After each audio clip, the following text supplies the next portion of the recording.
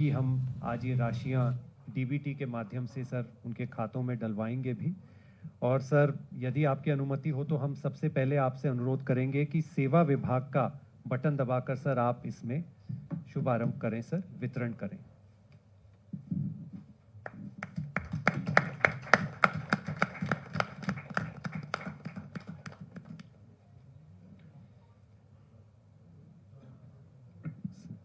Sir समय के अभाव से हम एक एक करके सभी विभागों का आज एक साथ ले रहे हैं।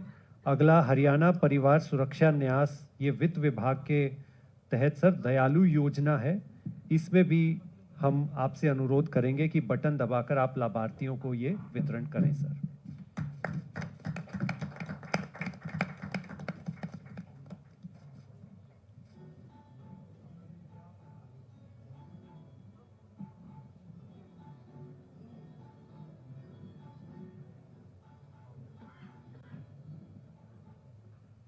धन्यवाद सर।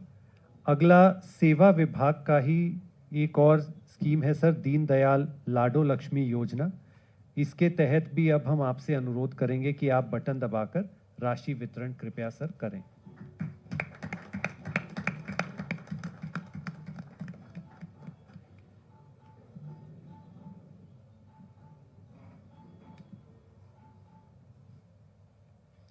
धन्यवाद सर। अगला चौथा हमारा खाद्य नागरिक आपूर्ति एवं उपभोक्ता मामलों का विभाग है। इसके तहत हर घर हर गृहिणी योजना के तहत हम आपसे अनुरोध करेंगे कि बटन दबाकर इस वितरण को क्रियान्वित करें सर कृपया।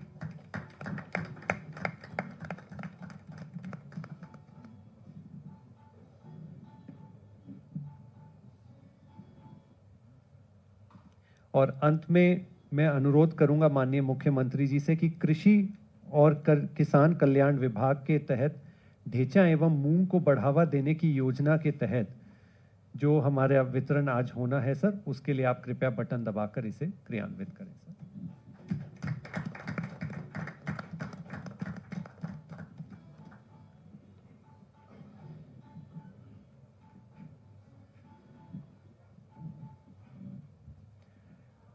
धन्यवाद सर।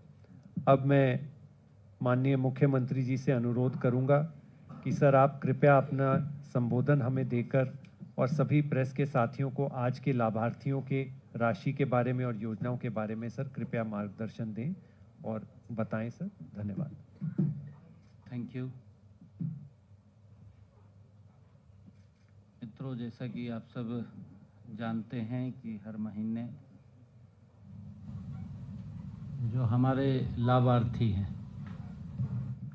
अलग अलग विभाग के तहत जो बेनिफिशरीज आते हैं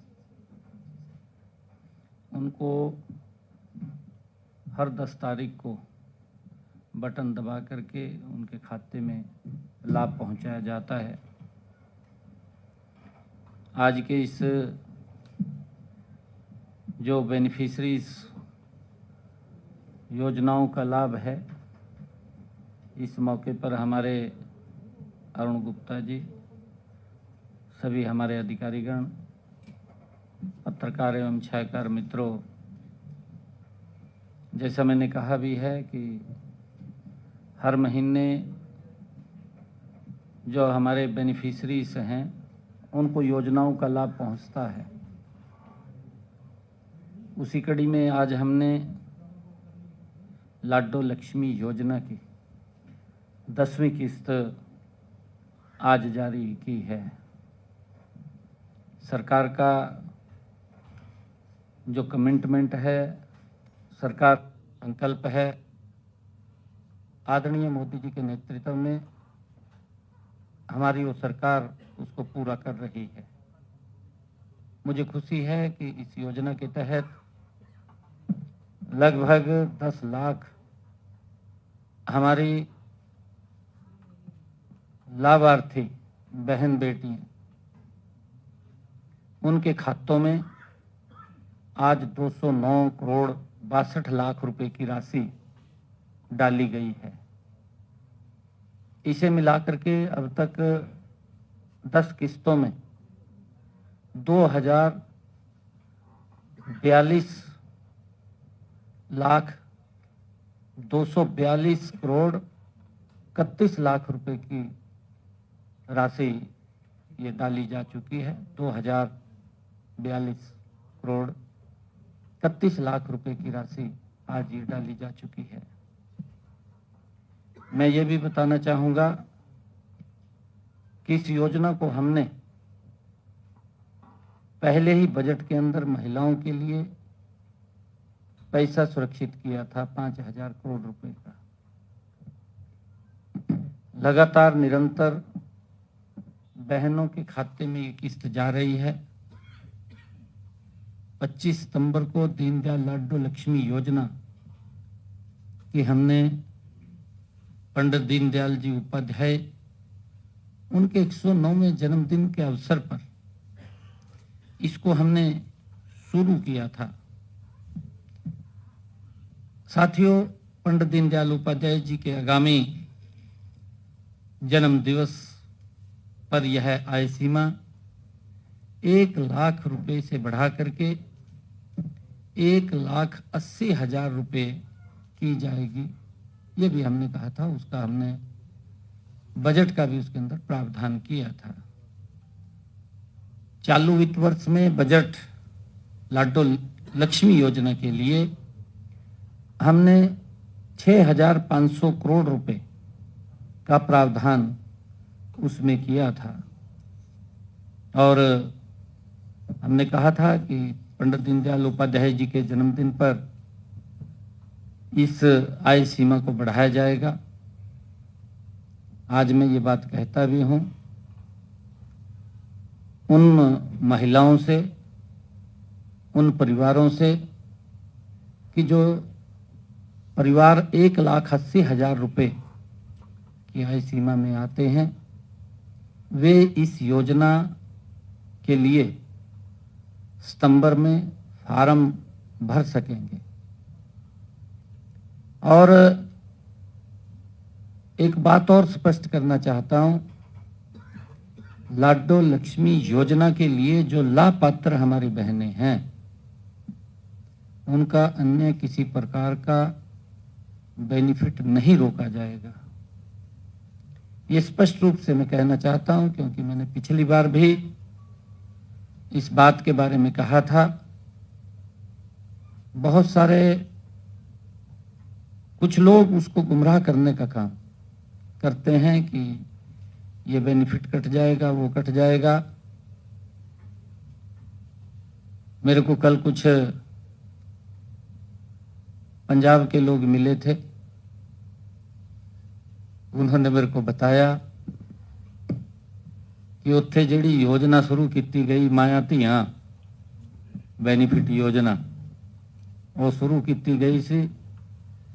कहा जिन्हां नूं वो बुढ़ापा पेंशन 1500 रुपये मिल रही सी, वो बंद कर दी, 1000 रुपये देना शुरू कर दिता।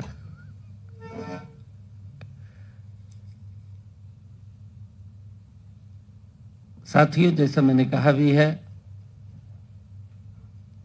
कि जिहड़ी साडी सरकार ने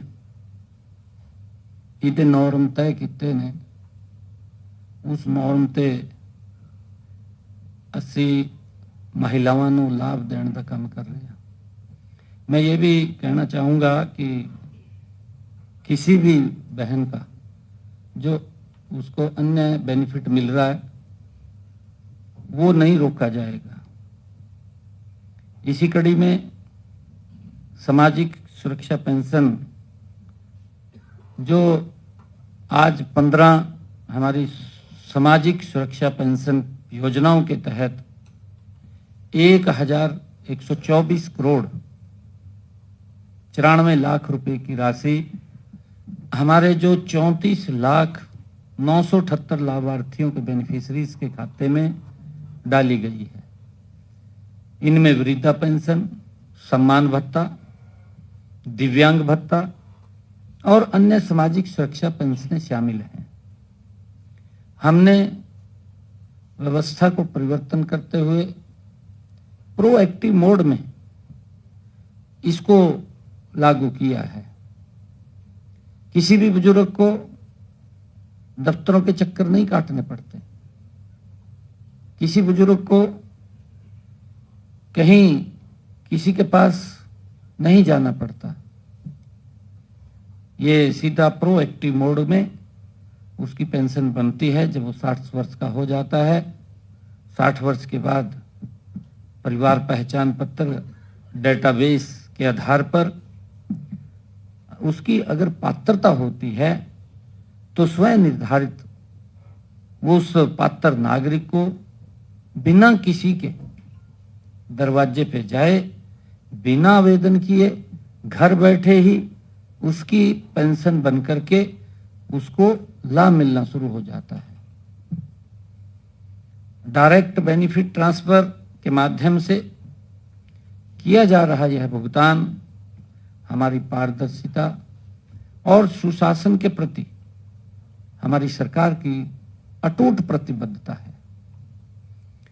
इससे यह सुनिश्चित होता है कि सरकार की जो सहायता है हर जरूरतमंद तक समयबद्ध तरीके से पहुंच रही है। इसी कड़ी में आज हम दयालु योजना के तहत 6,224 परिवारों को 234 करोड़ 77 लाख रुपए की आर्थिक सहायता आज भेजी है। आज जारी की गई आर्थिक सहायता को मिलाकर के 83,536 परिवारों को 3,152 करोड़ 48 लाख रुपए की आर्थिक सहायता जारी की जा चुकी है। हमने गत 11 सितंबर को प्रदेश में कोई कुत्ते के काटने, आवारा पशु जैसे गाय, बैल, सांड, गधे, नीलगाय के हमले से अगर कोई किसी की मृत्यु हो जाती है या दिव्यांगता चोट लग जाती है तो उसको भी आर्थिक सहायता प्रदान करने का हमने दयालु 2 योजना के माध्यम से उसको लागू किया है। और इसी कड़ी में हर घर हर गृहिणी योजना के तहत आज मैंने गैस सिलेंडर रिफिल करवाने वाली हमारी 4,93,434 बहनों के बैंक खातों में, क्योंकि जब चुनाव चल रहा था, चुनाव के समय हमने कमिटमेंट किया था कि हम बहनों के रसोई में जिनकी पारिवारिक इनकम 1,80,000 रुपए तक है 500 रुपए का गैस का सिलेंडर भेजने का काम करेंगे। ऊपर की राशि बहनों के खाते में उनका भाई जमा कराने का काम करेगा। और उसी कड़ी में आज हमने 19 करोड़ 17 लाख रुपए की सब्सिडी वो डाली है, ऊपर का पैसा डाला है। इस योजना में जो पात्र महिलाओं को हर महीने, जैसा मैंने बताया भी है, 500 रुपए का गैस का सिलेंडर उनकी रसोई में पहुंचता है। मैं ये भी बताना चाहूंगा कि आज की जो राशि हमने जारी की है, इस राशि को मिलाकर के आज तक 15,06,364 हमारी पात्र बहनों के खाते में 340 करोड़ रुपए की राशि आज जमा हो चुकी है। 340 करोड़ 14 लाख रुपए की राशि वो जमा हो चुकी है, वो राशि डाली जा चुकी है। क्योंकि सरकार का जो कमिटमेंट है उस कमिटमेंट को सरकार पूरा कर रही है और वही परिणाम है कि आदरणीय नरेंद्र मोदी जी की सरकार पर निरंतर लोगों का विश्वास प्रकट हो रहा है। विपक्ष झूठ फैलाता है, झूठ बोलता है, झूठ बोल करके बिना किसी विषय के तथ्य के अपने के लिए भी हमें नहीं जानता, क्योंकि वो सोच रहा है कि शायद भूल गए होंगे लोग। हो भी सकता है, क्योंकि जब जनरेशन चेंज होती है, पीढ़ी चेंज होती है, नई पीढ़ी को नहीं मालूम है कांग्रेस के क्या क्या कुकृत्य रहे, किस प्रकार से कांग्रेस ने लोगों को प्रताड़ित किया, किस प्रकार से लोग एजिटेशन करके कोई सुविधा का लाभ लेते थे, नई जनरेशन को नहीं पता। उनके समय में क्या हालात बच्चों के साथ होते थे। अगर कोई टेस्ट देने भी जाता था उनके समय में, बस की छतों के ऊपर सैकड़ों की संख्या में बच्चे ऊपर बैठते थे, बस की छत के ऊपर, क्योंकि अंदर जगह नहीं मिलती थी, भरी रहती, पीछे लटकते रहते थे, बारियों में लटक जाते थे। ये हालात कांग्रेस ने वो लोगों की है। गैस का सिलेंडर लेना होता था, घनी ठंड भी हुआ थी, उसमें भी 4 दिन घर से रजाई लेकर हुआ था, 4 दिन वहीं रहना पड़ता था, कोई सिलेंडर न उठा ले जाए। अब ये पता नहीं है, नई पीढ़ी को नहीं पता भी इन्होंने क्या क्या किया है, और ये बताने की, उनको जगाने की जरूरत भी है। उनके समय में जब बरसात होती थी, जैसे सावन का महीना अब चल रहा है, सावन के महीने में बरसात जोर की पड़ रही, पूरा भीज गया, सिलेंडर के दौरा खड़ा। ये हालात करे कांग्रेस ने, सिलेंडर को छोड़ के नहीं जा रहा, 4-4 दिन लगातार लाइन में खड़ा रहना।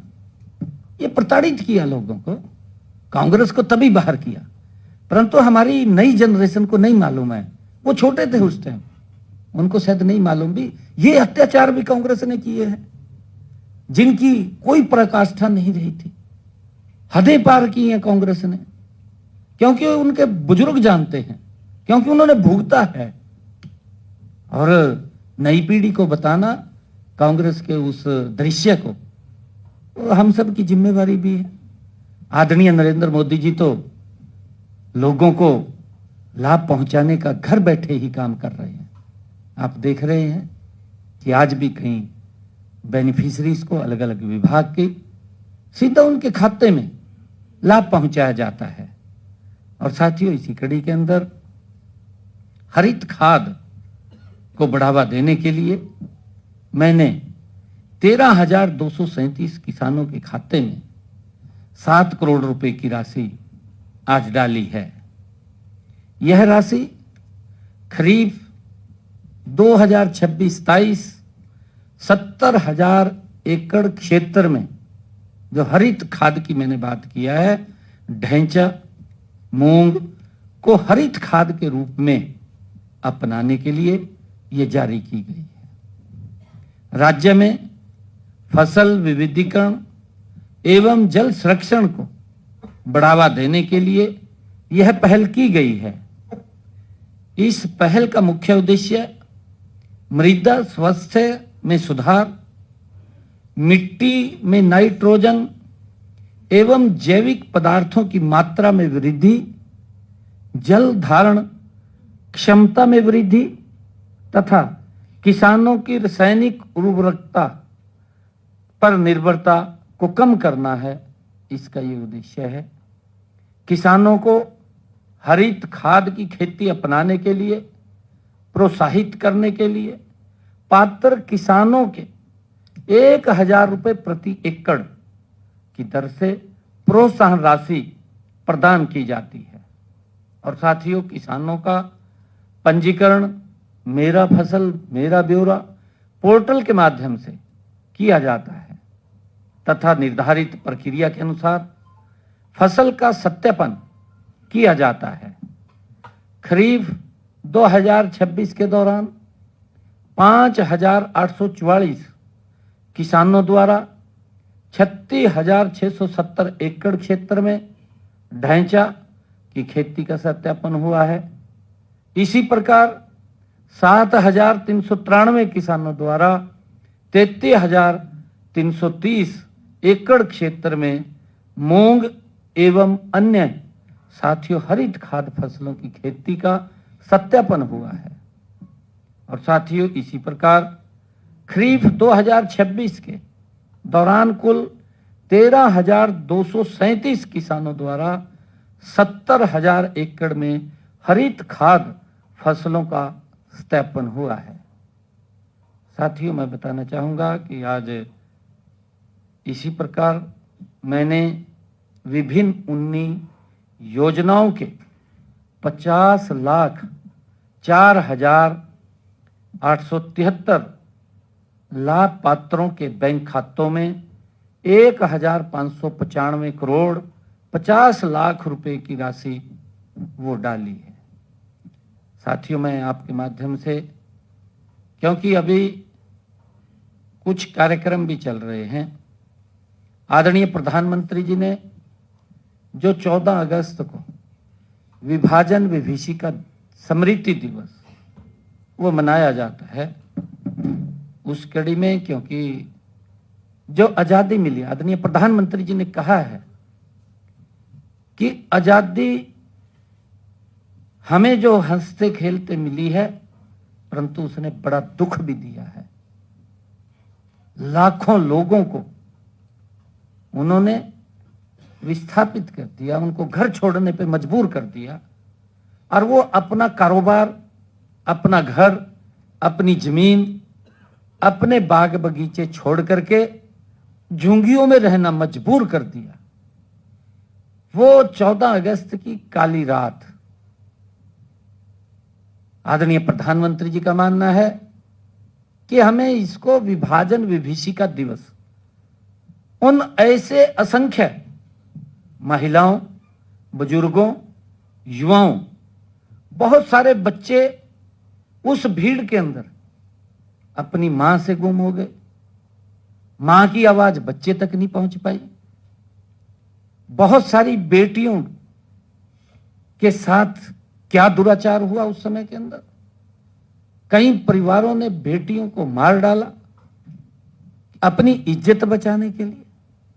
वो ऐसा मंजर था, वो एक काली रात थी, और उसका खामियाजा किस कारण से भुगतना पड़ा, किन लोगों की वो गलतियां थी, जिन गलतियों का खामियाजा भारत के लोगों को भुगतना पड़ा।